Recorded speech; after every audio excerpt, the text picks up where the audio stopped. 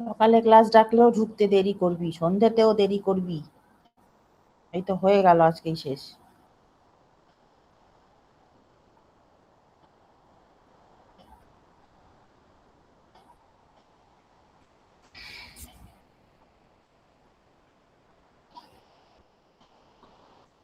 তা বল, কি করতে চাস আজকে?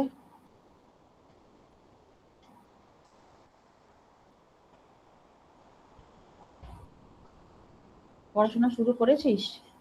19 তারিখ থেকে তো পরীক্ষা। 19 তারিখ কি বার পড়ছে? মঙ্গলবার। আর 21 তারিখ বৃহস্পতিবার, NLP।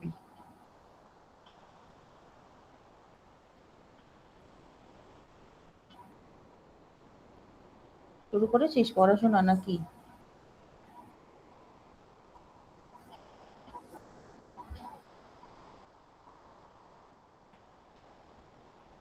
তোদের কটা সিও কোত্থেকে যেন আমার 3টে সিও মনে হয় NLP, আর 2টো মনে হয় টেক্সট মাইনিং, না?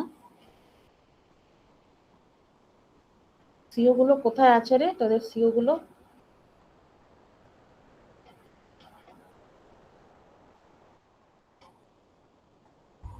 কি এই ইয়েতে আছে, ক্লাসরুমে? ও, ক্লাসরুমে নেই? তাহলে কোথায় আছে?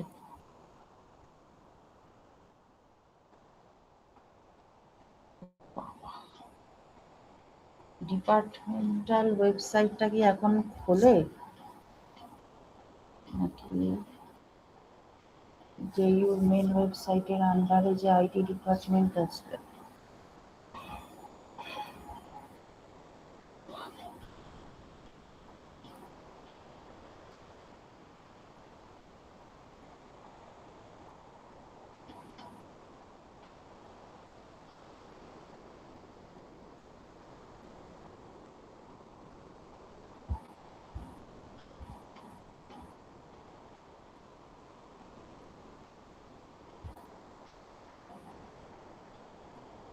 এইটা ডিপার্টমেন্টাল ওয়েবসাইট। ওই জানতে গেছিস? এই জিনিসটা সেদিনও হচ্ছিল, আমি দেখেছি। ডিপার্টমেন্টাল ওয়েবসাইটটা খুলছে না।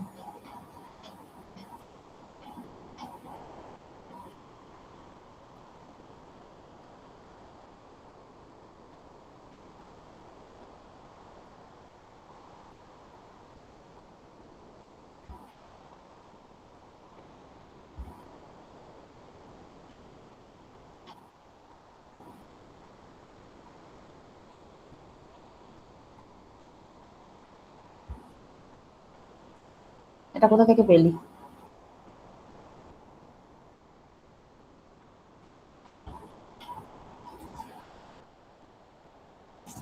এটা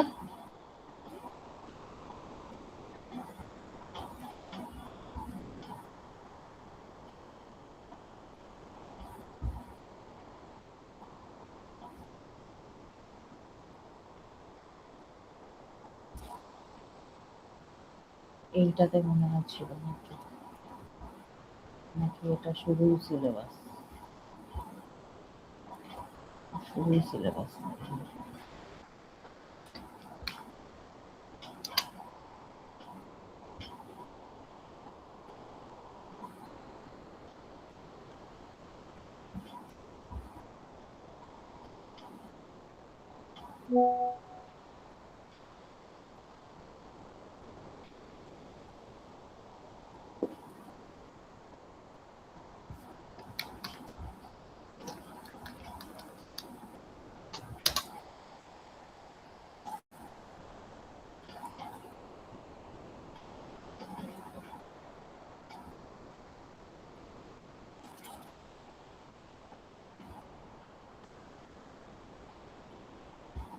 ইস, কিরকম কালো কালো হয়ে গেল কেন?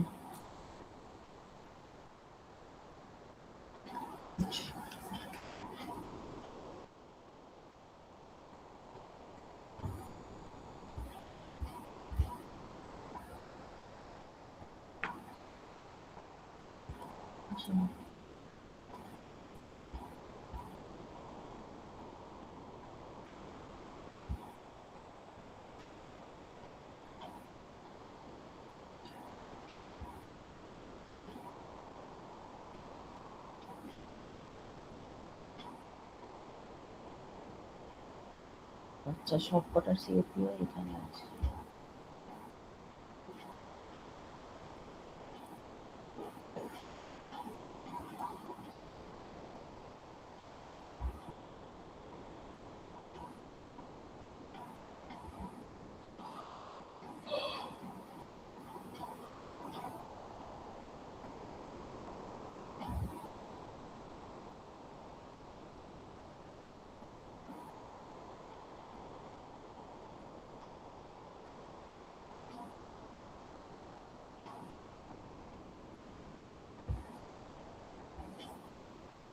এনএলপিটা 5টা সিও।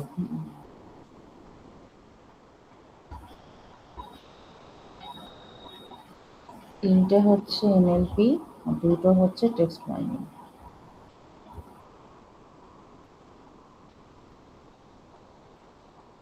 এই দেখ, মেট্রিক্স গুলোর জন্য একটা আলাদা সিও, দেখেছিস? মেট্রিক্স গুলো আমি অনেক পড়িয়েছি, তোদের 3টে ক্লাস নিয়েছি শুধু এই মেট্রিক্স গুলোকে পড়ানোর জন্য।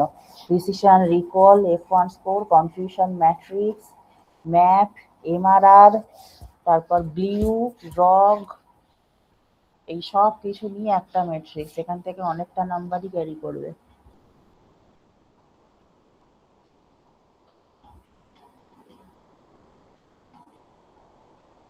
ঠিক আছে, ওকে। তা বল, আজকে কি করতে চাস?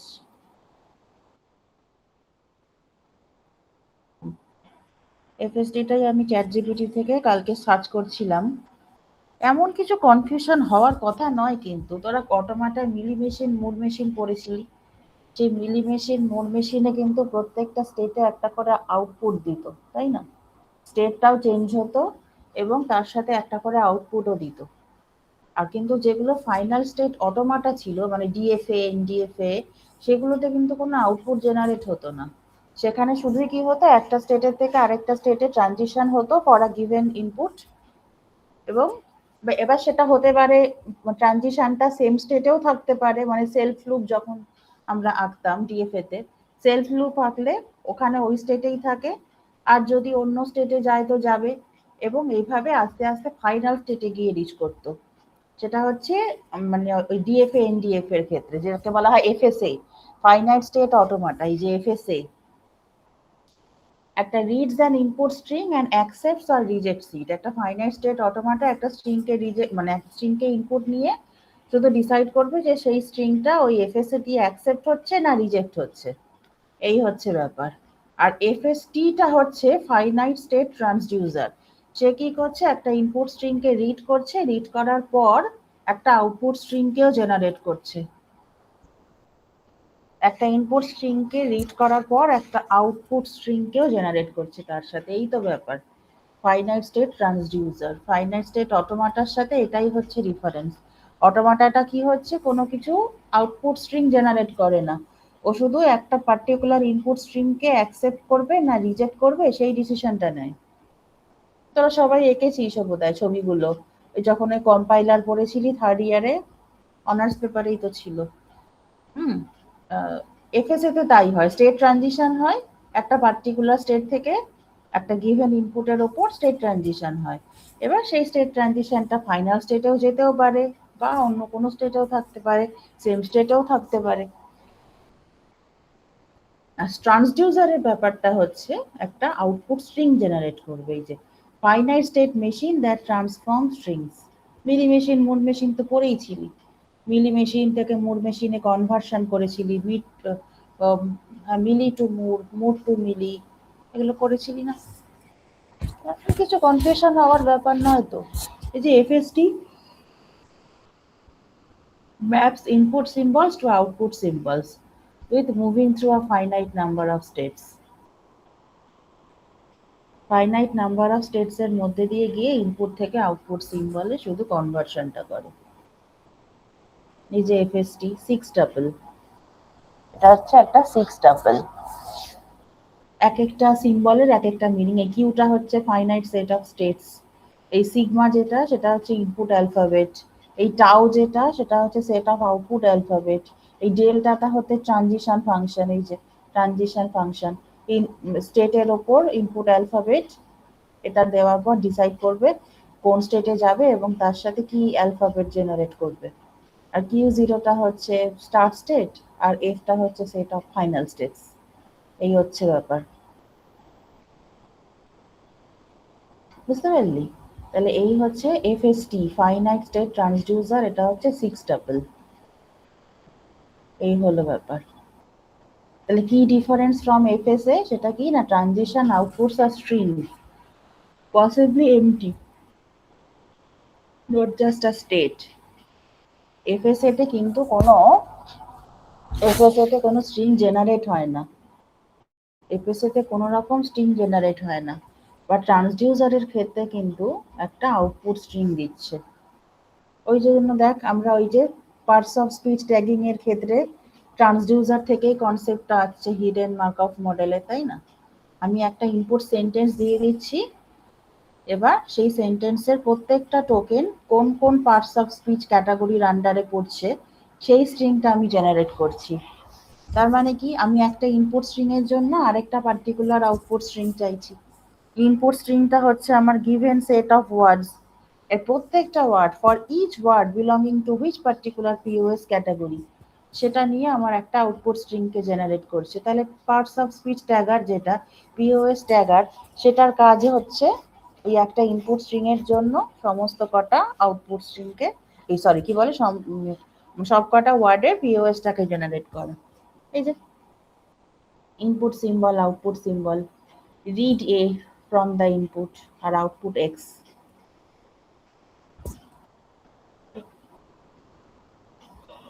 এই যে কনভার্ট করছে, A থেকে X এ কনভার্ট হয়ে যাচ্ছে, মানে ইনপুট সিম্বল যদি A হয় সেখান থেকে X জেনারেট করবে, আর ইনপুট সিম্বল যদি B হয় সেখান থেকে আউটপুট জেনারেট করবে Y সিম্বল। এটা ছোট্ট একটা এক্সাম্পল দিয়ে দেখিয়েছে ক্যারেক্টার সাবস্টিটিউশন। ক্যারেক্টার গুলো কিভাবে সাবস্টিটিউট হচ্ছে, A থাকলে X দিয়ে সাবস্টিটিউট হবে আর B থাকলে Y দিয়ে। তাহলে A B B A এই যদি ইনপুট থাকে তাহলে আউটপুট কি আসবে, X Y Y X, X Y Y X, বুঝতে পারছিস?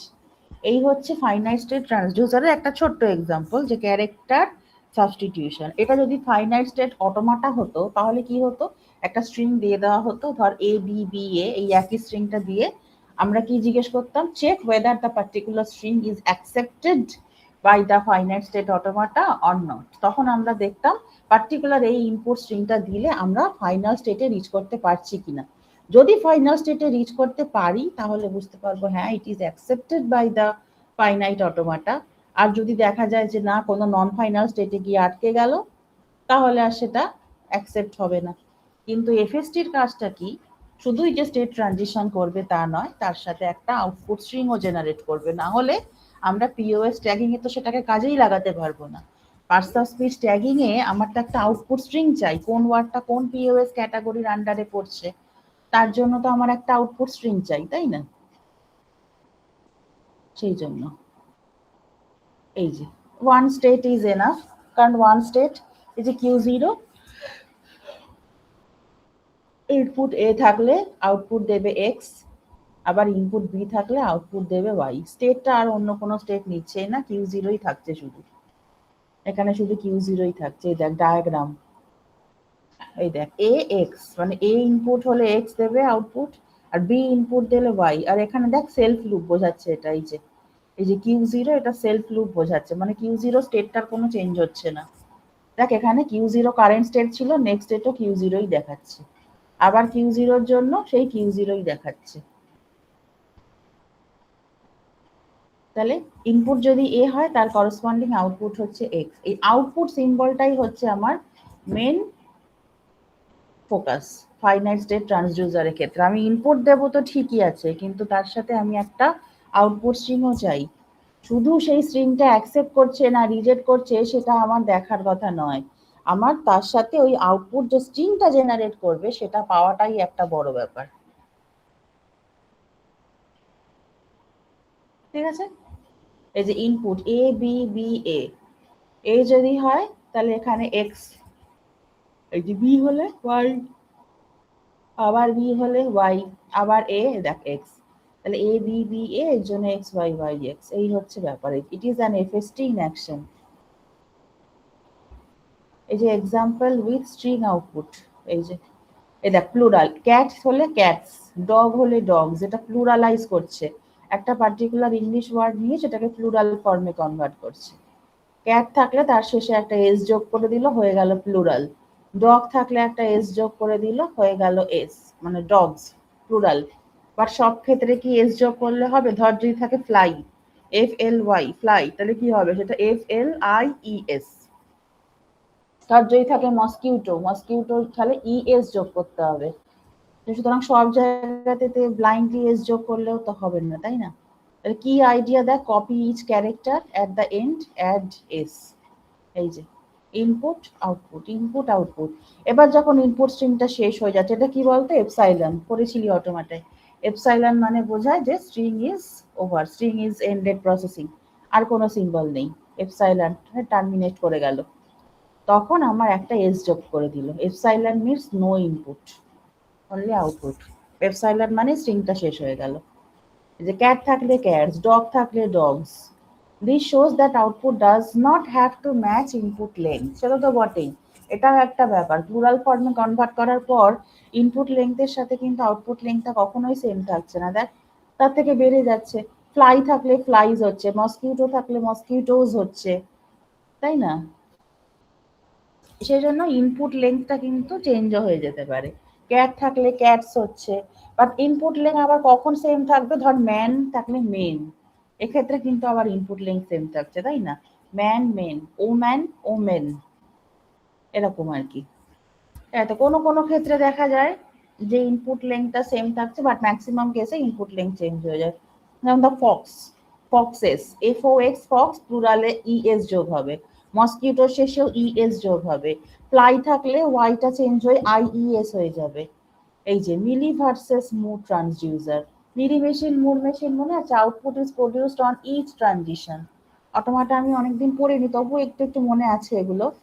হ্যাঁ, যে there are two classic kinds, একটা মিলি মেশিন, একটা মুড মেশিন। মিলি মেশিনে কি হয় না, output is produced on each transition, আর মুড মেশিনে হচ্ছে output is associated with states.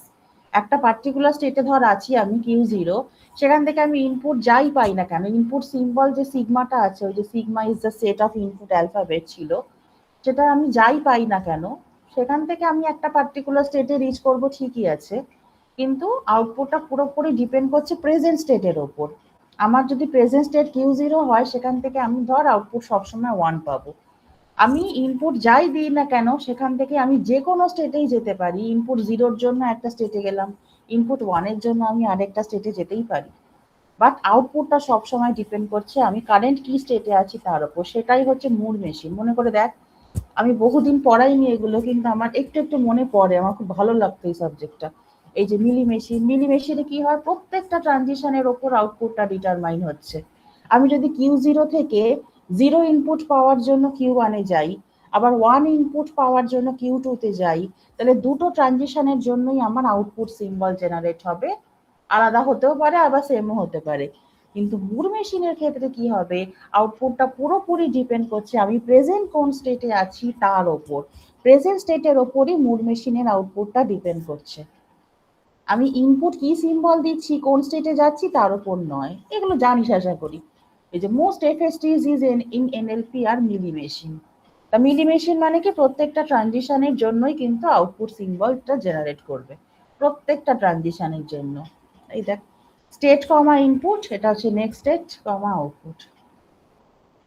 R Moore মেশিনে হচ্ছে প্রেজেন্ট যে স্টেট তার উপর ডিপেন্ড করছে নেক্সট কোন স্টেটে যাচ্ছে, মানে সরি, প্রেজেন্ট যে স্টেট তার উপর ডিপেন্ড করছে আউটপুটটা কত জেনারেট হবে, বুঝলি? তাহলে why FSTs are crucial in NLP।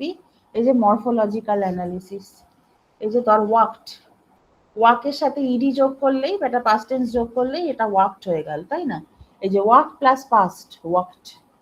তারপর এই যে স্টেমিং এ স্পেলিং কারেকশন, হ্যাঁ, তারপর মেন তোদের POS ট্যাগিং, যে স্পিচ রেকগনিশন পাইবে, দ্য প্লেড, এগুলো হচ্ছে সব অ্যাপ্লিকেশন।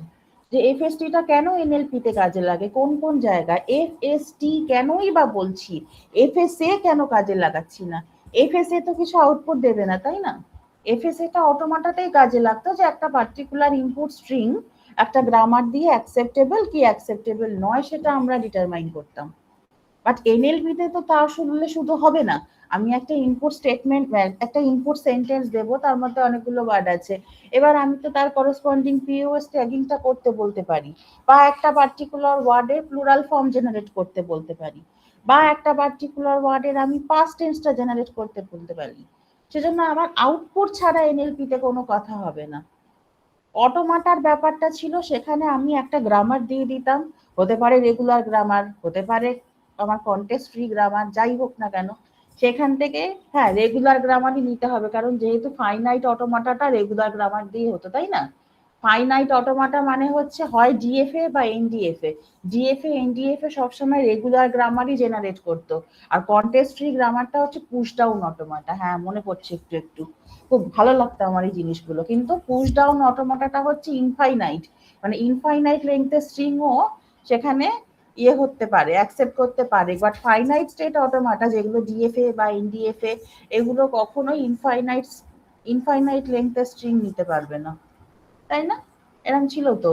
পুশ ডাউন অটোমাটা একটা স্ট্যাক ইউজ করা হতো, স্ট্যাকটা ট্র্যাক রাখতে পারতো যে আমি কতগুলো ইনপুট দিচ্ছি, কতগুলো হ্যাঁ আউটপুট আমি বার করছি। যেমন ধর palindrome word checking, palindrome word checking কখনো তুই ডিএফএ দিয়ে করতে পারতিস, ডিএফএ বা এনডিএফএ দিয়ে না। প্যালিন্ড্রম ওয়ার্ড চেকিং এর জন্য আমাকে পুশ ডাউন অটোমাটা কাজে লাগাতে হতো। মনে করে দেখ, ওখানে ট্র্যাক রাখতে হতো যে শুরুর থেকে মানে শুরুর সাথে শেষেরটা মিলছে কিনা, আবার মানে ফার্স্ট আর লাস্ট ম্যাচ করবে, second first second last match করবে, এইভাবে ম্যাচ করতে করতে আসতে হবে, তাই না? তো যাই হোক, এগুলো কিন্তু একটু মাথায় রাখতে হয়েছিল। বাট এনএলপিতে শুধু ওই অ্যাকসেপ্ট করছি কিনা তা বললে হবে না, ব্ল্যাঙ্ক আউটপুট থাকবে তা কিন্তু হবে না। দেখ, এই যে আমি একটা ওয়ার্ডের প্লুরাল ফর্ম কনভার্ট করছি, একটা ওয়ার্ডের পাস্ট টেন্সে কনভার্ট করছি, একটার হচ্ছে স্টেমিং করছি। স্টেমিং করেছিলাম তো, যে স্টেমিং আর রুটের, স্টেম আর রুটের পার্থক্য কি? রুটটা হচ্ছে সেন্ট্রাল মরফিম, আর স্টেমটা কি ওই বলেছিলাম, যতক্ষণ আমি ওই গয়নাগাটিগুলো পড়াতে পারছি ততক্ষণ বলছি স্টেমিং।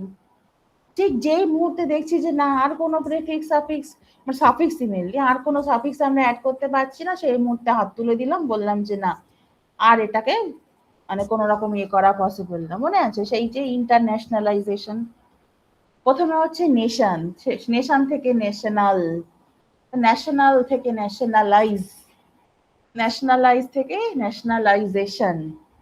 হ্যাঁ বড় জোর একটা প্রেফিক্স অ্যাড করলাম, এবারে বললাম ইন্টারন্যাশনালাইজেশন। কিন্তু স্টেমিং এর ক্ষেত্রে কিন্তু সাফিক্সটাই মানে কনসিডার করা হয়। হ্যাঁ, যে মুহূর্তে দেখবো যে আর আমি কিছু করতে পারছি না তখনই আমি থেমে যাব। তার মানে স্টেম আর রুটের মধ্যে পার্থক্যই আছে অনেক। সেন্ট্রাল যে মরফিমটা সেইটা হচ্ছে রুট, মানে যেটা মিনিংটা কনভে করছে। যেমন ওই যে বলেছিলাম না আনহ্যাপিনেস, হ্যাপিটা হচ্ছে এখানে রুট, সেন্ট্রাল মরফিম, কিন্তু হ্যাপিনেস বা হ্যাপিলি এগুলো সবকিছুই কিন্তু স্টেম। হ্যাপিনেস আনহ্যাপিনেস হতে পারে, হ্যাপিলি আনহ্যাপিলি হতে পারে।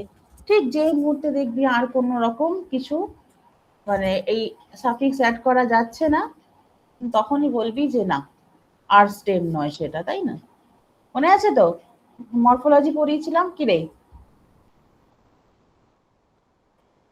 ওগুলো সব ভিডিওগুলো দেখবি বসে বসে, সব কিন্তু পড়ানো আছে, মরফোলজি, তারপর এই যে মরফিন, মরফ, তারপর লেমা। হ্যাঁ মরফিন মরফ লেমা, আর কি যেন ছিল, যাই হোক। হ্যাঁ মরফ বললাম তো, মরফিন মরফ লেমা স্টেম রুট, এগুলো ভালো করে পড়বি। হ্যাঁ লেক্সিন, হ্যাঁ। তো যাই হোক, is a one sentence takeaway. A finite state transducer is a finite automaton that reads an input string and produces an output string symbol by symbol or string by string during state transition. State transition এর সময় ওকে একটা output string generate করতেই হবে, তবে সেটাকে আমরা বলবো transducer. শুধু একটা স্ট্রিংকে অ্যাকসেপ্ট করছে না রিজেক্ট করছে সেটা বললে হবে না। এনএলপিতে সব সময় আমাকে আউটপুট জেনারেটের দিকেই ফোকাসটা রাখতে হবে। ন্যাচারাল ল্যাঙ্গুয়েজ প্রসেসিং এখানে শুধুমাত্র একটা স্ট্রিং অ্যাকসেপ্ট হচ্ছে কিনা তা চেক করে না, সেটা অটোমাটার কাজ ছিল। একটা পার্টিকুলার গ্রামার দিয়ে দিত, সেখান থেকে আমরা বলতাম যে এই স্ট্রিংটা অ্যাকসেপ্ট করছি কিনা, মানেই সেখান থেকে ফাইনাল স্টেটে আমরা রিড করতে পারছি কিনা। দেখ রেগুলার গ্রামারে কিন্তু তাই বলতো, রেগুলার গ্রামার আমরা ডিএফএ বা এনডিএফ এর থেকে পেতাম।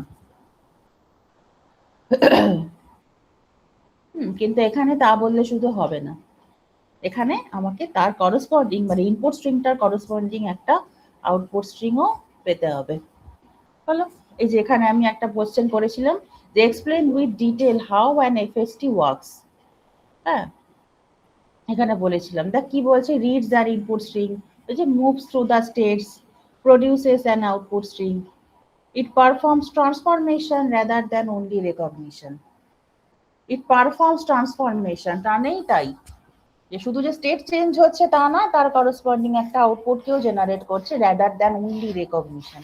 শুধু রেকগনাইজ করে বসে থাকলে কি হবে, আমি একটা ওয়ার্ড দিলাম, বললাম তার প্লুরাল ফর্ম জেনারেট করতে, সেটা যদি নাই পাই তাহলে আর কি হবে।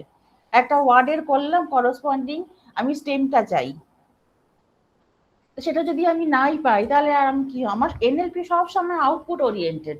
আমার আউটপুটটা আমার কি, মানে আউটপুটটা আমাকে পেতেই হবে কিছু না কিছু, সেটা পিওএস ট্যাগিং করা একটা সেন্টেন্সই হোক বা কোনো ওয়ার্ডের মানে পাস্ট টেন্সই হোক, প্লুরাল ফর্মই হোক, যাই হোক, আমাকে সবসময় আউটপুট একটা কিছু পেতেই হবে।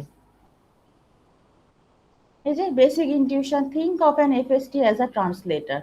এই দেখ input A B B A, এর করসপন্ডিং আউটপুটটা হচ্ছে X Y Y X. The machine reads one symbol at a time and generates corresponding output symbols. এবং এর করসপন্ডিং এই যে আউটপুট সিম্বল গুলো জেনারেট করে দিল।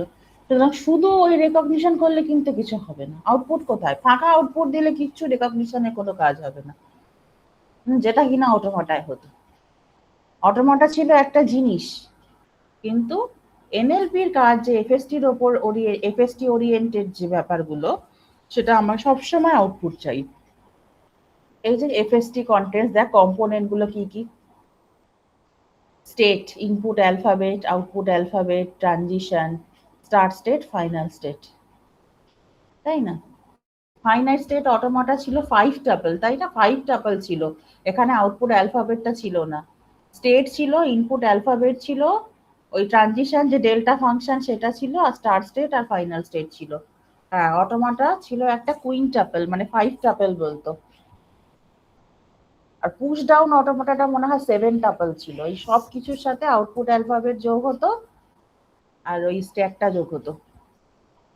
যাই হোক, সেসবের মধ্যে আমি অত কিছু যাচ্ছি না। এই যে স্টেট হচ্ছে ইন্টারনাল মেমোরি পজিশন, এই যে input alphabet symbols it can read, মানে কি ইনপুট নিচ্ছে।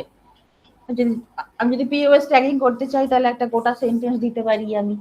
হ্যাঁ, আমি যদি ইয়ে করতে চাই, কি বলে, প্লুরাল ফর্ম জেনারেট করতে চাই, তাহলে একটা পার্টিকুলার ওয়ার্ড দিতে পারি, কিছু না কিছু ইনপুট দিতে হবে। আউটপুটটা মাস্ট, আমাকে আউটপুট জেনারেট করে দেখাতেই হবে। চুপচাপ এই মানে ইনপুটটা গেলে নিয়ে বসে থাকবে, রেকগনাইজ করবে, ওসব দিয়ে আমার এনএলপির কাজ হবে না, ওগুলো অটোমেটাই হতো। হয়েছে। আর ট্রানজিশন তো আছে, rules for moving and producing output. ঠিক আছে, স্টার্ট স্টেট হচ্ছে যেখান থেকে কম্পিউটেশনটা বিগিন হচ্ছে, আর ফাইনাল স্টেট মানে একেবারে এন্ড স্টেট। এই যে ট্রানজিশন ফরম্যাট, আর ট্রানজিশন ইজ রিটেন অ্যাজ এই যে ইনপুট আউটপুট। ঠিক আছে, এই যে working principle, for every input symbol, এই যে read the symbol, check the current state, find matching transition, produce output, move to the next state, continue until input ends. The final output is the concatenation of all the produced output. মানে যদি আমার ধর 4টে state transition হয়, তাহলে 4টে state ট্রানজিশনের জন্য তো আমার 4টে output alphabet আসবে, তাহলে সব কটাকে কনক্যাটিনেট করে আমি যেটা পাবো সেটাই হচ্ছে আমার মানে ফাইনাল যে প্রডিউসড আউটপুটটা। এই যে এ বি বি এর থেকে আমি এক্স ওয়াই ওয়াই এক্স পেলাম, হলো। এই যে এটা আগেও দেখিয়েছি, এই যে ডিফাইন ট্রানজিশন, এক্সিকিউশন, ট্রেস। এই যে এ ইনপুট যদি হয় তাহলে আমি এক্স জেনারেট করব আউটপুট, কিন্তু স্টেটটা কোনো ট্রানজিশন হচ্ছে না, স্টেট জিরো মানে কিউ জিরোতেই ছিল, কিউ জিরোতেই আছে। আবার দেখো ইনপুট বি পেলে আমি ট্রানজিশন এই যে ওয়াই সিম্বল জেনারেট করছি। বুঝতে পারলি? এই তো এফএসটি। এবার তো এখান থেকে কেন পিওএস ট্যাগিং এর কনসেপ্ট আসছে তো জানিস?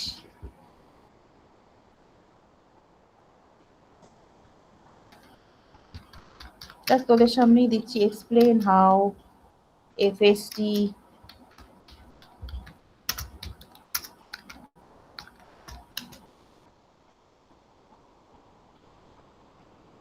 FST for POS tagging. এই যে Ram eats mangoes.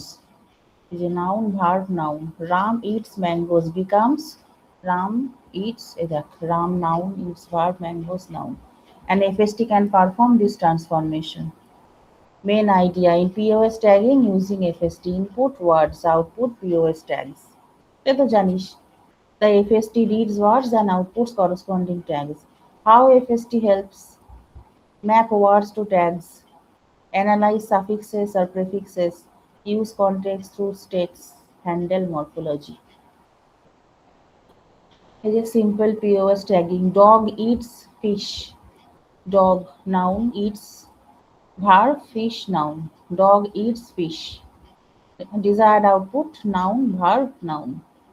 FST construction. এই যে FST স্টেটের কোনো ট্রানজিশন হচ্ছে না, স্টেট Q0 তে ছিল, Q0 তেই আছে। ইনপুট হচ্ছে ডগ নাউন ইজ ভার্ব, এই যে ডায়াগ্রাম এক্সিকিউশন। ডগ যদি রিড করে তাহলে আউটপুট হচ্ছে নাউন, ইটস যদি রিড করে আউটপুট হচ্ছে ভার্ব, ফিশ যদি রিড করে আউটপুট হচ্ছে নাউন। অ্যাম্বিগুয়াস ওয়ার্ডস, এই যে read a book, POS noun, book আর টিকিট। এই যে বুক কথাটা, হ্যাঁ এখানে হচ্ছে রিড আ বুক, এখানে বুকটা নাউন, কিন্তু বুক আর টিকিট বললে সেটা কিন্তু ভার্ব, তাই না? Simple dictionary look up is insufficient. শুধু ডিকশনারি লুক আপ করলে তো হবে না, রিড আ বুক আর বুক আর টিকিট দুটোর ক্ষেত্রে কিন্তু পিওএস ট্যাগিংটা আলাদা হচ্ছে বুকের। এই যে context sensitive POS tagging. FST handles ambiguity using states. FST handles ambiguity using states. The current state stores contextual information. is I book tickets. Book হচ্ছে verb, but this book is good. এই বুকটা হচ্ছে noun. Using states as context memory. Q0 sentence start, Q1 pronoun scene, Q2 determiner scene. এটা তো hidden markup মডেলের হচ্ছে main কাজ। হ্যাঁ এটা করেছে ঠিকই, বাট পিওএস ট্যাগিং এর মেন কাজটাই হচ্ছে হিডেন মার্কআপ মডেল। সবই তো পড়িয়েছিলাম, মনে আছে? সেই প্রত্যেকটা ইন্টারনাল স্টেটেরই কিন্তু মানে কন্ট্রিবিউশন আছে ফাইনাল রেজাল্টটা জেনারেট করার সময়, কিন্তু ফাইনাল রেজাল্টটাকে এমন ভাবে লেখা হচ্ছে যাতে শুধু প্রিভিয়াস স্টেটের ওপরই ডিপেন্ড করছে। সেই মজা করে বুঝিয়ে বলেছিলাম না, কাজের বেলায় কাজই, কাজ কুড়ালেই বাজি। ঠিক হচ্ছে হিডেন মার্কঅফ মডেল। প্রত্যেকটা স্টেটের, প্রত্যেকটা ইন্টারমিডিয়েট স্টেটের আমার একটা করে কন্ট্রিবিউশন আছে ফাইনাল রেজাল্টটা জেনারেট করার সময়, বাট এমন ভাবে রিপ্রেজেন্টেশনটা হচ্ছে যাতে শুধু ডিপেন্ড করছে আগের দিনের। ওই যে সেই যে পিটারের মা মনে নেই, 8 দিনের না 10 দিনের ওয়েদার রিপোর্ট কালেক্ট করে রেখেছে, সানি রেনি ক্লাউডি। সানি হলে ছেলেকে খেলতে যেতে দেবেন তিনি, বাট যদি রেনি হয় তাহলে যেতে দেবেন না, তাই না? সে 10 দিনের ওয়েদার রিপোর্ট কালেক্ট করে রেখেছে, মনে আছে? একটা ডায়াগ্রাম এঁকেছিলাম, স্টেট ডায়াগ্রাম। সানি থেকে রেনি হওয়ার চান্স কত, রেনি থেকে আবার ক্লাউডি হওয়ার চান্স কত, এই করে পুরো আমি শুধু আগের দিনের ওয়েদারটার ওপর তাকিয়ে দেখছি যে পরের দিন কি হবে, মানে গতকালের ওপর তাকিয়েই দেখছি আমি আজকেরটা কি হবে। আলটিমেটলি কিন্তু 10 দিনের ওয়েদার রিপোর্ট থেকেই আমি পুরো জিনিসটাকে বানালাম, পুরো প্রেডিকশনটা বানালাম আমি 10 দিনের ওয়েদার রিপোর্ট স্টাডি করে। কিন্তু যখন সব বানানো হয়ে গেল তখন জিনিসটা এতটাই সিম্পলিফাইড ফর্মে চলে এলো, তখন দেখে মনে হচ্ছে যে গতকালের ওয়েদার দেখে আমি আজকের ওয়েদারটা প্রেডিক্ট করে ফেললাম।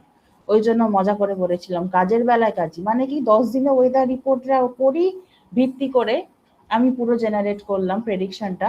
যে কি হতে পারে আগামীকাল, কিন্তু বাস্তব ক্ষেত্রে দেখা গেল একদিনের দিকে তাকিয়ে আমি পরের দিনে ডিসিশনটা নিয়ে নিচ্ছি। বেশ মজার ছিল না hidden Markov model, POS ট্যাগিংটা পুরো হিডেন মার্ক অফ মডেলেরই ওপর। বুঝতে পারলি? তাহলে ভালো করে পড়িস কিন্তু ওইগুলো, কেমন? পরীক্ষা আমি এখন তোদের কোয়েশ্চেন বানাইনি, সবে জাভার কোয়েশ্চেনটা জমা দিলাম শুক্রবার। তোদের কোয়েশ্চেন আমি এখনো হাতই দিইনি। তোদের তো 21 তারিখে পরীক্ষা, দেরি আছে, আজকে 10। তোদের কোয়েশ্চেন এখনো বানাইনি। এই দেখ, হ্যাঁ কি আউটপুট জেনারেট করতেই হবে প্রত্যেকটা স্টেট ট্রানজিশন, মানে ইনপুট স্টেট তার উপর ইনপুট অ্যালফাবেট, আউটপুট জেনারেট করতেই হবে। আউটপুট জেনারেশন ছাড়া এফএসটি কিন্তু হবে না। যেটা অটোমাটাই হচ্ছিল, যে ইনপুটটা কনজিউম করছিল, স্টেটটা চেঞ্জ হচ্ছিল, কিন্তু কোনো আউটপুট ছাড়াই আমরা শুধু দেখছিলাম যে ইনপুট স্ট্রিংটা অ্যাকসেপ্টেবল কি অ্যাকসেপ্টেবল নয়, রেকগনাইজ করতে পারবে কি না ওই পার্টিকুলার গ্রামারটা দিয়ে। বাট এখানে শুধু তা বললে হবে না, এখানে শুধু ইনপুটটা নেবে আর হজম করে চুপ করে বসে থাকবে তা করলে হবে না। ওকে ইনপুটটা নিয়ে যেরকম গিলছে তেমনি ওকে উগড়েও দিতে হবে। অটোমাটা উগড়ে দিচ্ছিল না কিন্তু, ফাইনাল স্টেট অটোমাটার ক্ষেত্রে শুধু হজমটা করে নিয়ে বলছে আমি হজম করতে পারলাম কি পারলাম না, মানে ওটা অ্যাকসেপ্ট করতে পারলাম কি পারলাম না। আর এখানে কি হবে না, তুমি চুপ করে বসে থাকলে হবে না, তোমাকে তার আউটপুটটাও দিতে হবে, তোমাকে উগড়িয়ে দিতে হবে তুমি যেটা গিললে। এভাবে মনে রাখলে সুবিধা হয়, আর কিছুই না। এরকম মজা করে করে বলছি।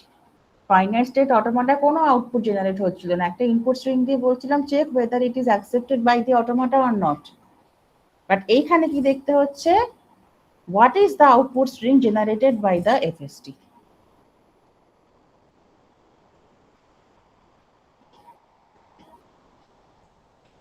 ঠিক আছে, তাহলে পারবি তো করতে। এবার 5টা সিও ইকুয়াল ইকুয়াল থাকবে না, বুঝলি?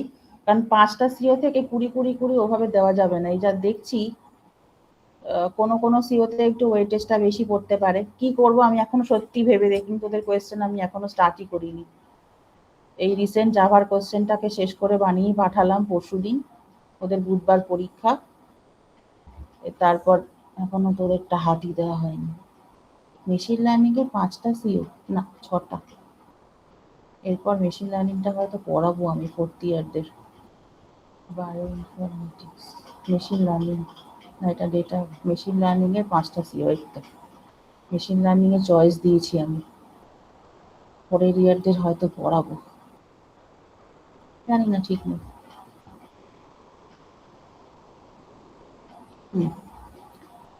তো এই যে এনএলপির হচ্ছে 5টা সিও, 20 হয়তো থাকবে না, কারণ দেখ CO3 থেকে 20 মার্কস আমি দেবো না। CO3 থেকে হয়তো 10-15 দিলাম, CO1 CO2 থেকে হয়তো 20-25 দিলাম একটা করে, CO3 তে একটু কমে গেল, আবার CO4 এ হয়তো 20 দিলাম। দেখ রাফলি বলছি 20, 40, 40 আর 10, 50, 50 আর 20, 70, 70 আর 25, এই দুটো ধর 25-25 দিলাম। CO1 CO2 25-25 আর এটা হচ্ছে 10 CO3, তাহলে 25-25 50 আর 10 60, 60 আর এখান থেকে 60 আর 20 80। CO4 থেকে হয়তো 25 দিতে পারি, CO3 তে সরি CO4 এ যদি 25 দিই তাহলে CO1 বা CO2 থেকে একটা একটা একটু কমিয়ে দিতে হবে। আমি কিচ্ছু ডিসাইড করিনি, সত্যি বলছি, তোদের কোয়েশ্চেন আমি এখনো কিচ্ছু ডিসাইড করিনি, কিন্তু CO3 থেকে কমই দেবো, কারণ সিম্যান্টিক রিপ্রেজেন্টেশনে অত কিছু সেরকম নেই, কারণ তোদের তো পার্সিং গুলো ছিল না। না, এই যে পার্সিং আছে না, dependency dependency parsing, dependency parsing ফার্সিং তোদের সিলেবাসে তো সেরকম ছিল না। সেগুলো থাকলে তাও কোয়েশ্চেনটা এই পোর্শনটা পোক্ত করে বানানো যেত। আমি নিজে প্রচুর ডিপেন্ডেন্সি পার্সিং এর কাজ করেছিলাম।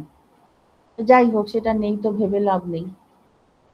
এখানে একটু CO3টা হয়তো একটু হালকাই দেবো, 10-এর ওপর, 10-15 ম্যাক্সিমাম, আর বাকি ট্রাস্ট গুলো দেবো এই CO4 CO5 CO2 এগুলোর ওপর। ঠিক আছে, ভালো করে পড়িস তাহলে। তাহলে এই পুরো সেমিস্টারে দেখ আজকে মনে হয় 25 নম্বর ক্লাস হচ্ছে, বুঝতে পারলি তো কিছু অ্যাটলিস্ট? সাবজেক্টটা? সবাইকেই জিজ্ঞেস করছি। কিছু অ্যাটলিস্ট বুঝতে পারলি তো? আমিও প্রথমবার পড়ালাম, তোরা তো জানিসই। এর আগে আমি কখনো এনএলপি পড়াইনি। এর পরের সেমে আমি মেশিন লার্নিং দিয়ে রেখেছি চয়েস, সেটাও কখনো পড়াইনি। সুতরাং প্রথমবার পড়ালে একটু চাপ থাকে। যেমন ওপি ওএস ওগুলো অনেক বছর পড়িয়েছি। ওপি ওএস 8 বছর প্রায় পড়িয়েছি। এই প্রথম এনএলপি পড়ালাম। এরপরও হয়তো মেশিন লার্নিং যদি পাই প্রথম পড়াবো। সেজন্য প্রথম পড়ালে না টিচারের ওপরও একটু চাপ থাকে, স্বাভাবিক। এনএলপিতে যতই আমি পিএইচডি করি সেটা ঠিক আছে, বাট ওই যে বললাম না, পিএইচডি যখন করি, পিএইচডি করার সময় সিলেবাস যে পুরোটা ফলো করে ভালো করে পড়া হয় তা কিন্তু নয়।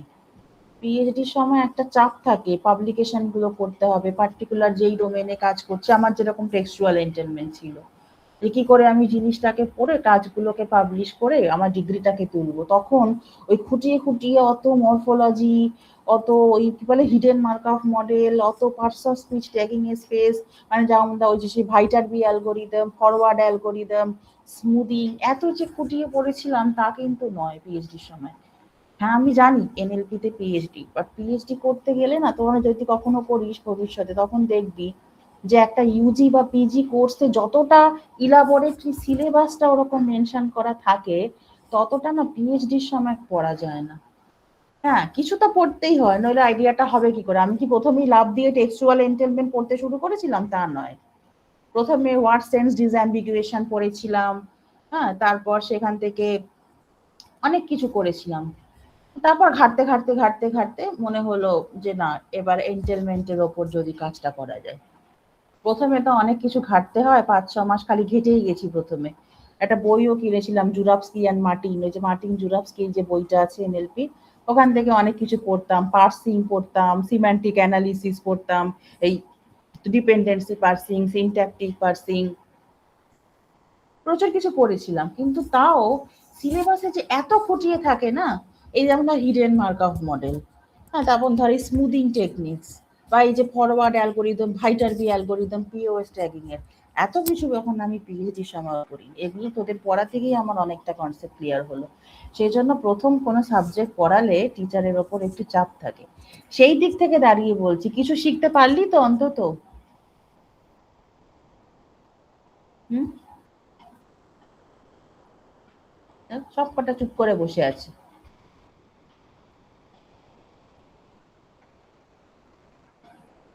হুম। কি? হুম।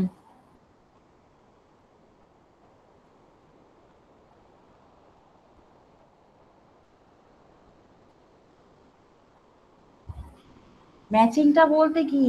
তোর ব্যাগ অফ ওয়ার্ডস মডেল তো আমরা দেখছি না, ভেক্টর স্পেসে তো আমরা কোনো রকম ডিপেন্ডেন্সি প্রিজার্ভেশন দেখছি না, যে কার সাথে কার কিরকম ডিপেন্ডেন্সি। যেমন ধর ওই যে রাম কিল রাভানা আর রাভানা কিল রাম, এই দুটোর মধ্যে ভার্বটা তো নয় কিল, ঠিক আছে, কিন্তু কিলের সাবজেক্ট কে অবজেক্ট কে তার উপর ডিপেন্ড করে তো পুরো মিনিংই চেঞ্জ হয়ে যাচ্ছে।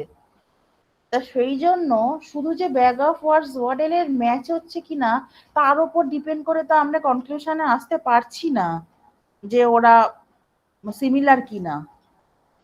সেই জন্যই বলছে নন ম্যাচিং গুলোর একটা বিশাল ভূমিকা আছে। Ram kill Ravana, Ravana kill Ram, the cat kill the mouse kill the cat. দেখ দুটোর ব্যাগ অফ ওয়ার্ডস পুরো সেম, ম্যাচিংও পুরো 100% স্কোর, তা সত্ত্বেও কিন্তু ওরা মোটেও সেম মিনিং কনভে করছে না। Bag of words model same হলে কি হবে? ওরা পুরো ভিন্ন অর্থ মানে ক্যারি করছে। তাহলে এখানে নন ম্যাচিং এর একটা বিশাল ভূমিকা আছে না। সাবজেক্ট অবজেক্ট, একটা ভার্বের সাবজেক্ট আর অবজেক্টই চেঞ্জ হয়ে গেল। তা নন ম্যাচিং গুলোকে তো আমাকে ওই জন্যই এতটা দরকার ইয়ে করা। ম্যাচিং তো দেখছি আমি bag of words, bag of words এ তো ওই যে ওয়ার্ড অর্ডারটা তো কোনো মেনটেনই করছে না। আমি বাজার থেকে 5টা 6টা আইটেম কিনে নিয়ে এসে যখন ব্যাগটা ঢেলে ফেলি ফ্লোরের ওপর, তখন কি আমরা আইডেন্টিফাই করতে পারি কোনটা আগে কিনেছিলাম কোনটা পরে ছিলাম? মানে আইটেমগুলো যখন ফ্লোরের ওপর পড়ে থাকে সেই অবস্থায় কেউ দেখে বলতে পারবে কোনটা আগে কেনা কোনটা পরে কেনা? হ্যাঁ, আমি কিনেছি সেটা আমার মনে থাকতে পারে, সেটা আলাদা কথা। কিন্তু যখন আইটেমগুলোকে ফ্লোরের ওপর ঢেলে ফেললাম, তখন তো কেউ দেখে বোঝার উপায় নেই কোনটা আগে কিনেছি কোনটা পরে কিনেছি। ব্যাগ অফ ওয়ার্ডস মডেলেও ঠিক তাই। এখানে ওয়ার্ড অর্ডারটা মেনটেনই করছে না, শুধুই দেখছি যে ম্যাচিং হচ্ছে কিনা। কিন্তু ওই যে ডিপেন্ডেন্সি পার্সিং করলে দেখা যাবে সাবজেক্ট অবজেক্ট পুরো যদি আলাদা হয় সেক্ষেত্রে মিনিং ম্যাচিং হওয়ার কোনো সম্ভাবনাই নেই।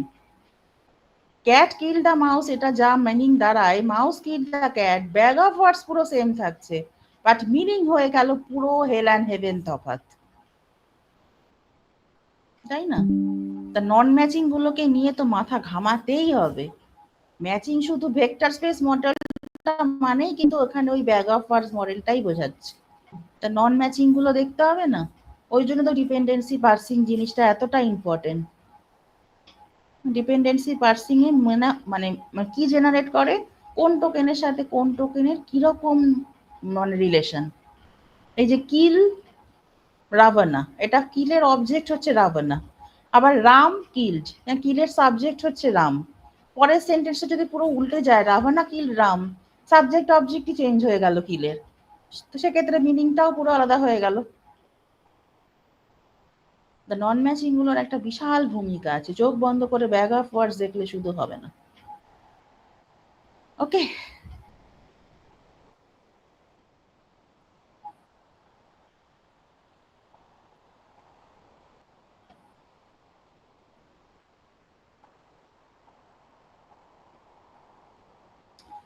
নর্মাল ন্যাচারাল ল্যাঙ্গুয়েজের কোশ্চেনটা তো ঠিকই আছে, কিন্তু তার মধ্যে যদি কোনো রিডান্ডেন্সি থেকে থাকে, সেগুলো আমরা প্রি প্রসেসিং কেন করি? প্রি প্রসেসিং করার কারণটাই তো সেটা, যে সমস্ত ইমপিউরিটি গুলোকে দূর করা হয় আগে, তারপর যেটা দাঁড়ায় সেটার ওপর আমরা অ্যাকচুয়াল প্রসেসিং শুরু করি। তাহলে এখানেও তাই, কোয়ারি জেনারেট করার ব্যাপারটাই তাই, যে যদি কোনো রিডান্ডেন্সি কিছু থেকে থাকে, দেখ ওই বুলিয়ান রিট্রিভাল মডেলে যেরকম অ্যান্ড অর নট দিয়ে এরকম একটা কোয়ারি বানাতাম, এটা কেন হতো? এটা আমাদের সুবিধের জন্য, ওভাবে বুলিয়ান রিপ্রেজেন্টেশন করেই ওটা করা হয়।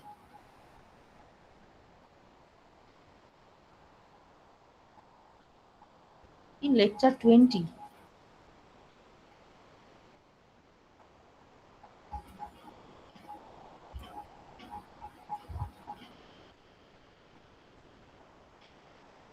এখানে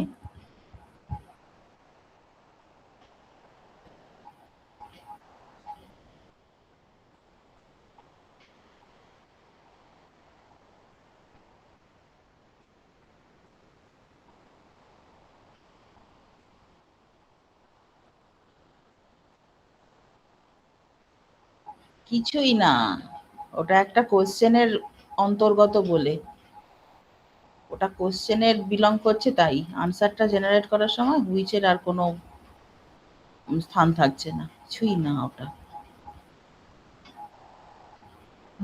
WH ওয়ার্ডটাকে বাদ দিয়ে দিলে, which, what, why, how, WH ওয়ার্ডটাকে বাদ দিয়ে দিলে আমার যেটা সিম্পলিফাইড ফর্মে দাঁড়ালো আর কি, US state capital has largest population, WH ওয়ার্ডটাকে বাদ দিয়েছে।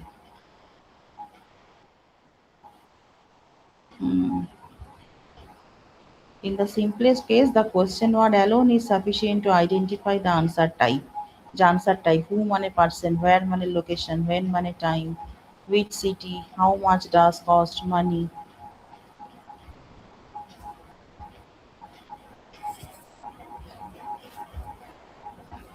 ওকে, আর সবাই পড়াশোনা শুরু করেছিস?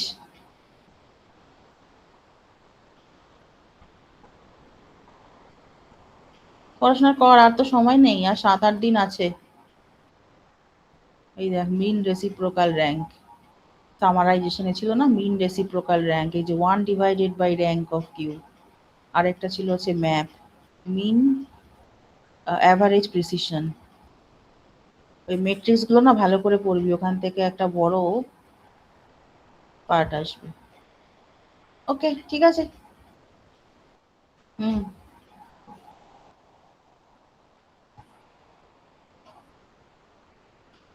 হুম।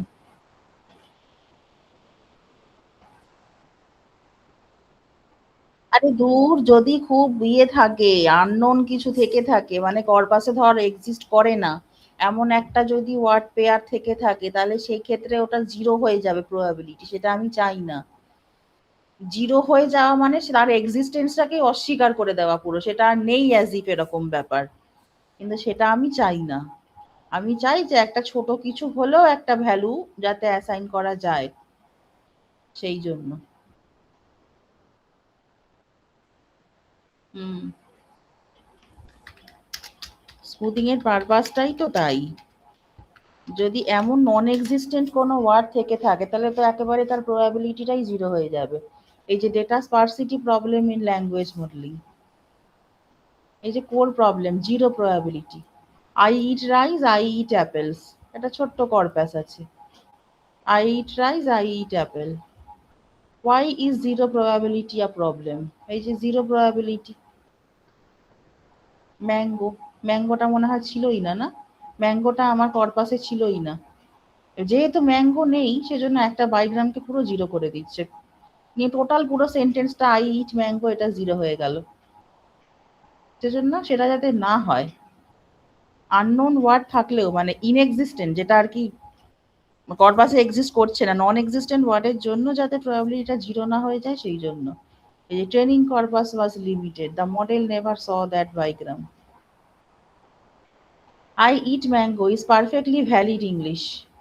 It only failed because training কর্পাসটা ছোট্ট ছিল, ম্যাঙ্গো শব্দটা ছিল না কর্পাসে। The model never saw that bigram. This is called the sparse data problem. Natural language has enormous possible combination. Even a huge corpora cannot contain all valid n-grams. Huge corpora cannot contain all valid n-grams. What smoothing does? Smoothing redistributes probability mass.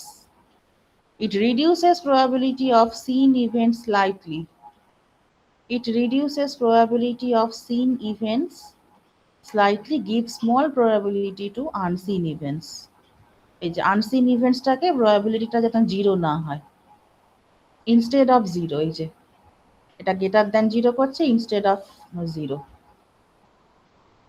Suppose a child has only seen red apples, green apples. If the child later sees yellow apples, should the probability be zero? তা কিন্তু নয়। Red Apple, green Apple একটা বাচ্চা যদি দেখে থাকে, এর পরবর্তীকালে কখনো ইয়েলো অ্যাপেল দেখলে কি বলবে? না, এটা হতে পারে না কখনো? সেটা নয়। The child should generalise from prior experience. Smoothing gives natural model this ability. Smoothing gives natural, মানে হচ্ছে ল্যাঙ্গুয়েজ মডেলস দিস এবিলিটি। আমি আপেল রেড হয় দেখেছি, গ্রিন হয় দেখেছি, এবার যদি ইয়েলো হয় তখনই বলে দেবো না এটা আবার কোত্থেকে এলো, এটা কোন ভিন দেশ থেকে এসছে, তা নয়। ওকে তখন প্রায়র এক্সপেরিয়েন্স থেকে বুঝে নিতে হবে যে আপেল, মানে অ্যাপেলটা ইয়েলো হতে পারে। যে why sparsity happens in NLP, vocabulary size 50,000, এটা possible bigram, possible trigram, no corpus can cover all combination, thus many valid ngrams remain unseen. সেটাই তো বলছিলাম, কর্পাসে না থাকলেই যে আমি চোখ বন্ধ করে বলে দেবো ওটা জিরো, তা নয়।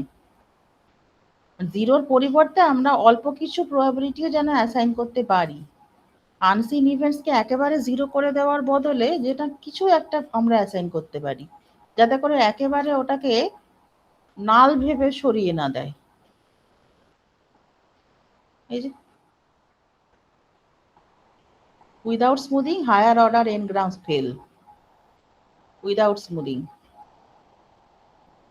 But most trigrams are unseen. Without smoothing, almost every sentence gets probability zero.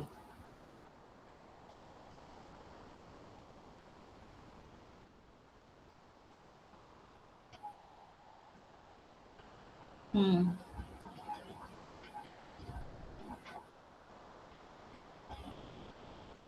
Enable realistic language modeling. Smoothing helps improve perplexity, improve robustness, better generalization, avoid zero probability. Unseen events get small probability. Model handles new combination. Mango নেই বলে I eat rice, I eat apples আছে, কিন্তু I eat mangoes করলে তখন ডিগবাজি খেয়ে যাবে। সেটা কি ঠিক? ভাত খাই ঠিক আছে, অ্যাপেল খাই ঠিক আছে, তাহলে ম্যাঙ্গো খেতে পারি না? না, সেটা বললে হবে না। কোনো কর্পাসই সব কিছুকে কভার করতে পারে না, সব পসিবল বাইগ্রামকে ট্রাইগ্রামকে কভার করতে পারে না। সেজন্য বলছে কভার যদি নাও করে একেবারে জিরোর বদলে যেন অল্প কোনো প্রবাবিলিটি পায়। এই যে ল্যাপলাস, ল্যাপলাস মানে হচ্ছে অ্যাডভান্স স্মুথিং, ওই যে ওপরে ওয়ান নিচে ভি, আর অ্যাড কে এটা হচ্ছে ওপরে কে আর নিচে কে ভি। এই যে add K, training data is always incomplete. Smoothing is required because training data is always incomplete. And language models must generalize beyond observed data. এটাই বলছে একটা বাচ্চার আর কতটুকু এক্সপেরিয়েন্স, ও রেড অ্যাপেল দেখেছে গ্রিন অ্যাপেল দেখেছে, তার মানে ট্রেনিং ডেটাটা ইনকমপ্লিট। একটা বাচ্চার যেটুকু এক্সপেরিয়েন্স ওইটুকুই দেখেছে, কিন্তু তারপর ইয়েলো অ্যাপেল দেখলে ভাবছে এটা আবার কি জিনিস। আমরাই তো ছোটবেলায় ক্যাপসিকাম দেখেছি গ্রিন কালারের, এরপর অনেক বড় হয়ে যখন বেল পেপার গুলোকে দেখতাম লাল রঙের ইয়েলো রঙের, তখন আমরা ভাবতাম এগুলো আবার কি রে বাবা। তারপর শুনলাম এগুলোকে বলে বেল পেপার।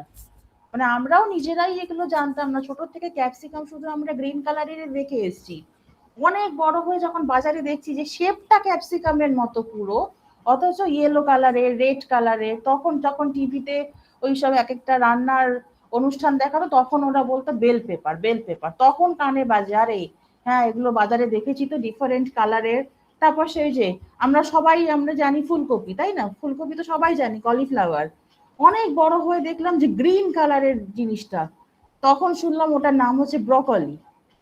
ওটা কলিফ্লাওয়ার বলে না, ওটাকে বলা হয় ব্রকলি। তার মানে কি আমাদের ট্রেনিংটা তখন ছিল না, আমাদের ট্রেনিং ডেটার মধ্যে তখন ব্রকলি ছিল না, বেল পেপার ছিল না। কিন্তু তার মানে কি ওগুলোর অস্তিত্ব নেই? পরবর্তীকালে তো গিয়ে দেখছি সেগুলো আসছে। আমরা ক্যাপসিকাম দেখে আসছি ছোট থেকে শুধু গ্রিন কালারেরই হয়। হ্যাঁ, তা ছোট থেকে আমাদের ট্রেনিংটা শুধু গ্রিন কালার দিয়েই ছিল তাই। এরপর আমরা বাজারে নোটিশ করলাম কি আরে শেপটা তো ক্যাপসিকামের মতো কিন্তু কালারটা তো আলাদা। তখন আমরা জানলাম যে না এটাকে ক্যাপসিকাম বলে না, এটাকে বেল পেপার বলে। ওই যে কলিফ্লাওয়ার দেখে দেখে আমরা সবাই ছোট থেকে অভ্যস্ত ছিলাম, অন্তত আমি। বাট হঠাৎ করে দেখলাম যখন গ্রিন কালার, তখন ভাবলাম এটা আবার কি জিনিস, তখন শুনলাম যে না এটা ব্রোকলি। টেস্টও আলাদা, দেখতেও মানে দেখতে ফুলকপির মতো কিন্তু কালারটা আলাদা। তার মানে কি ওগুলো দেখার আগে, বেল পেপার দেখার আগে বা ওই ব্রকলি দেখার আগে আমাদের ট্রেনিং ডেটাটাই ইনকমপ্লিট ছিল। যখন দেখলাম তখন কি আমরা ওগুলোকে রিজেক্ট করে দিয়েছি যে না এগুলো কখনো হতে পারে না? আমরা তখন সেগুলোকেও তো গ্রহণ করে নিয়েছি। আমাদের বাড়িতে কি এখন বেল পেপার আসে না, ব্রকলি আসে না? অনেকের বাড়িতেই আসে। তা তখন ট্রেনিং ডেটাটা আমাদের ইনকমপ্লিট ছিল। যেরকম একটা বাচ্চা গ্রিন অ্যাপেল দেখেছে, রেড অ্যাপেল দেখেছে, ইয়েলো দেখেনি। একটা বাচ্চার পৃথিবী আর কতটুকু, সে ছোট্ট একটু এক্সপেরিয়েন্স নিয়ে দেখছে। বাট আমরা বড়রাই বেল পেপার যখন দেখলাম তখন ভাবলাম এই আবার কোত্থেকে উৎপত্তি হলো এসে। তো এর ওটা দেখার আগে অব্দি ট্রেনিং ডেটাটা আমাদের ইনকমপ্লিট ছিল। আমরা শুধু গ্রিন কালারের দেখেই অভ্যস্ত, আমরা জানি এটাই সব। কিন্তু তারপর দেখলাম না, ওই যে ছোটবেলায় সে ব্যাঙের গল্পগুলো পড়তাম না, একটা কুয়োর ব্যাঙ, ও কুয়োটাকেই ভাবছে এটাই পৃথিবী, এর বাইরে আর কিছু নেই। তখন সমুদ্রের ব্যাঙটা ওকে এসে বললো তুমি একটা ছোট্ট পরিবেশের মধ্যে আছো, তুমি জানোই না সমুদ্র কত বড় হতে পারে কুয়োর থেকে। ও তখন ভাবছে কুয়োর থেকে বড় আর কিছু হতে পারে কখনো? ও জন্ম থেকে কুয়োর মধ্যে আছে, ও ভাবছে কুয়োটাই সব, কুয়োর থেকে বড় আর মানে মানে এই দুনিয়ায় কিচ্ছু হতে পারে না। এটা কেন? ও ট্রেনিং ডেটাটাই ইনকমপ্লিট। যে কুয়োতে রয়েছে যে ব্যাংকটা, ও ট্রেনিং ডেটাটাই ইনকমপ্লিট। ও ছোট্ট থেকে ওখানেই বড় হয়েছে, ওখানেই ওর জন্ম, ওখানেই বেড়ে ওঠাও, ভাবছে এটাই সব। হুট করে সমুদ্রের একটা ব্যাঙ এসে বললো আরে তুমি তো এইটুকু একটা কুয়োর মধ্যে আছো, তুমি তো সমুদ্র দেখোইনি, তুমি কি করে জানবে ওটা কত বড়? ও তখন তবুও মানতে না, সমুদ্র সেটা আবার কত বড়। এসব গল্পগুলো আমরা পড়েছিলাম ছোটবেলায়, কুয়োর ব্যাঙ, সমুদ্রের ব্যাঙ। এটাই তাই। এটা কেন আমি এক্সাম্পল গুলো দিচ্ছি, ট্রেনিং ডেটাটা ইনকমপ্লিট কুয়োর ব্যাঙের জন্য। ইভেন আমাদেরও ছোটবেলায় ওই সবুজ ক্যাপসিকাম দেখে আমরা অভ্যস্ত, বেল পেপার গুলো দেখিনি, বা কলিফ্লাওয়ার দেখেছি কিন্তু ব্রকলি দেখিনি। হতে পারে এগুলো পরবর্তীকালে অন্যভাবে চাষ করে এই সমস্ত হাইব্রিড কোনো হয়তো প্রজাতি চাষ করা হয়েছে, সে হতেই পারে, বাট আমরা তো দেখিনি। তো তখন আমাদের ট্রেনিং ডেটাটা ইনকমপ্লিট ছিল, কিন্তু বড় হয়ে যখন বাজারে দেখলাম তখন কি আমরা সেগুলোকে গ্রহণ করিনি? অবশ্যই গ্রহণ করেছি। আমরা কি তখন সেগুলোকে রিজেক্ট করে নিয়েছি যে এগুলো আবার কি বিষাক্ত জিনিস কোত্থেকে কি এলো? না। তো তার মানে কি, প্রবাবিলিটিটাকে 0 অ্যাসাইন করার পরিবর্তে এখানে স্মুদিং করে কিছু প্রবাবিলিটি আমরা অ্যাসাইন করলাম। এইভাবে মনে রাখবি, তাহলে দেখবি মানে প্র্যাকটিক্যাল লাইফ দিয়ে। এটা কিন্তু ঠিকই, ব্রোকলি আমি ছোট থেকে অন্তত দেখিনি। মানে তোদের থেকে তো অনেকটাই বড় আমি ছোট থেকে ব্রোকলি জিনিসটা কি কোনোদিন দেখিনি। যখন প্রথম দেখলাম তখন ভাবছি এ আবার কি জিনিস, দেখতে পুরো ফুলকপি, কালারটা গ্রিন। এই যে বেল পেপার নামই জানতাম না তখন, সব ক্যাপসিকাম গুলো দেখছি সব কালার, মানে রং বেরঙের ক্যাপসিকাম, তখন শুনলাম না ওটার নাম নাকি বেল পেপার। আচ্ছা বাবা, কত কিছু ঢং। তা আমরা কি তখন সেগুলোকে অ্যাকসেপ্ট করিনি? সেইটাই স্মুদিং, এই যে অ্যাকসেপ্ট করলাম প্রবাবিলিটি দিয়ে, সেইটাই স্মুদিং। আমরা 0 করেই রিজেক্ট করে দিইনি কিন্তু, বুঝলি? এগুলো রিয়েল লাইফ এক্সাম্পল, তাহলে মনে থাকে। ওকে, তাহলে ভালো করে পড়াশোনা করিস, হ্যাঁ অ্যাটেন্ডেন্সটা দিয়ে দে। যাক, খুব ভালো কাটলো তোদের সাথে এই একটা সেমিস্টার, নতুন একটা সাবজেক্ট, খুব ভালো কাটলো। সবাই ভালো থাকিস। এরপর আর ক্লাস হবে না, তোদের সাথে দেখাও হবে কিনা তাও জানি না। ভালো থাকিস সবাই। সবাই যোগাযোগ রাখিস, হ্যাঁ পাস করে যাওয়ার পরও আমার সাথে অনেকেই যোগাযোগ রাখে, খুব ভালো লাগে স্টুডেন্টরা যোগাযোগ রাখলে। সবাই ভালো থাকিস, যে কোনো দরকারে একটু যোগাযোগ রাখিস। খুব ভালো কাটলো তোদের সাথে এই লাস্ট 4 মাস এনএলপিটা পুড়িয়ে।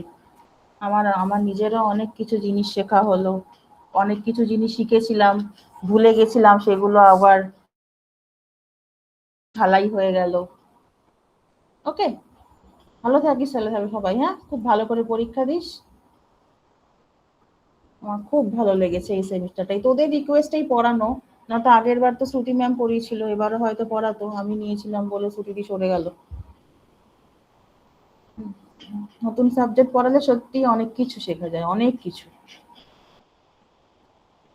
ওকে, অল দ্য বেস্ট, হ্যাঁ পরীক্ষাটা ভালোভাবে দিস।